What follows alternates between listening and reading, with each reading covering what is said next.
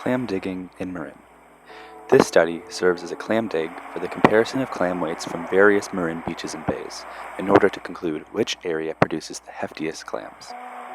The clams native to the areas that I would dig at are called gaper clams, which are notable for their large necks that protrude from the shell to feed.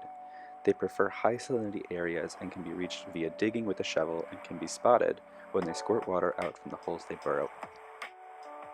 Clams are a vital part of the ocean's ecosystem for their part in controlling phytoplankton density, as well as being important for the climate crisis, as clams feed on phytoplankton that utilize CO2 diffusion into the ocean. Clams keep CO2 out of the atmosphere. On October 31st, my family and I ventured out on our first clam dig. Utilizing the tide charts, which showed low tides to be at 3 p.m., we decided to go to Gaffney's Point in Bodega Bay and Lawson's Landing in Dillon Beach. We first went to Outdoor Pro Shop to get some more shovels, a clam gauge to make sure clams are of legal size to take home, and a fishing license. We then headed and arrived at Gaffney's Point at 2:30 p.m.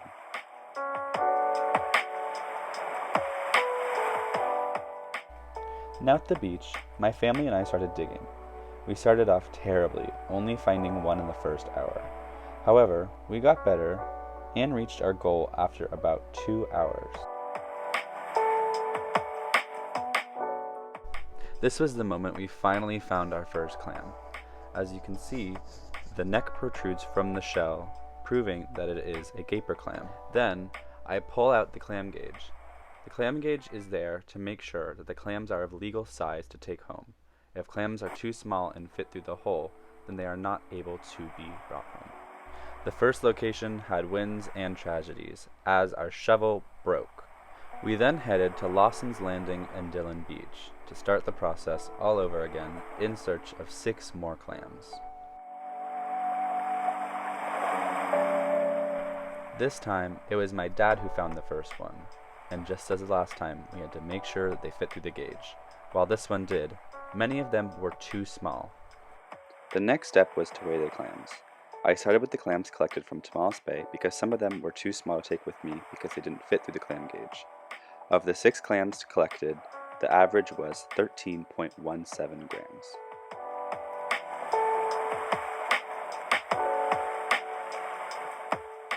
Now I had to weigh the clams collected in Gaffney Point in Bodega Bay. Of the 6 clams collected, the average weight was 20.5 grams.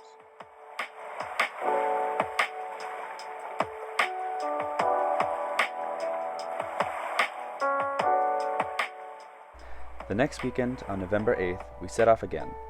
With low tide at 12 p.m., we arrived at Stinson at 11:30, ready to find some clams. While we remained optimistic, we went an hour and a half without any clams, and the same thing happened at Bolinas.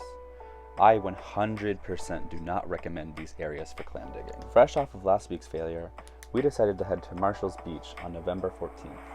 However, the same luck befell us, and we found no clams. So, we stuck to what we know would work and headed for South Bodega Bay. It felt really good to finally find clams after last week where we found none.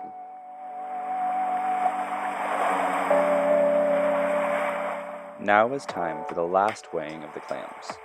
These were the ones collected from Duran Park in South Bodega Bay. There were 6 collected with an average weight of 22.5 grams. Looking at the data collected from all the locations that we traveled to, I am able to conclude that Duran Park and Bodega Bay was the place that produced the heftiest clams, and Bodega Bay is definitely the place to go for clam digging.